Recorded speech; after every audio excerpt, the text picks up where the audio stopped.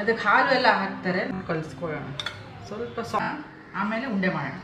ಆಗ್ತಾ ಇದೆ, ಹಾಕೋತಾ ಇದ್ದೀನಿ.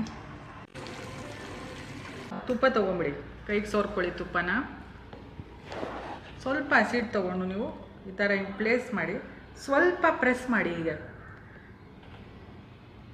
Clock wise anticlockwise. So ಈಗ ಫ್ರೈ ಮಾಡ್ಕೊಂಡು ಮೀಡಿಯಮ್ ಫ್ಲೇಮ್ ಇಟ್ಕೊಂಡು ಫ್ರೈ.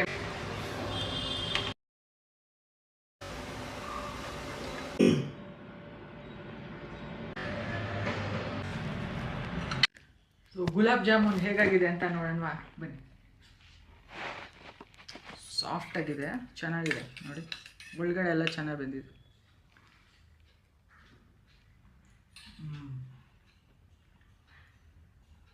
ಸಿಕ್ಕಾಬಿಟ್ಟೆ ಚೆನ್ನಾಗಿದೆ. ನೀವು ನಿಮ್ಮ ಮನೇಲಿ ಟ್ರೈ ಮಾಡಿ.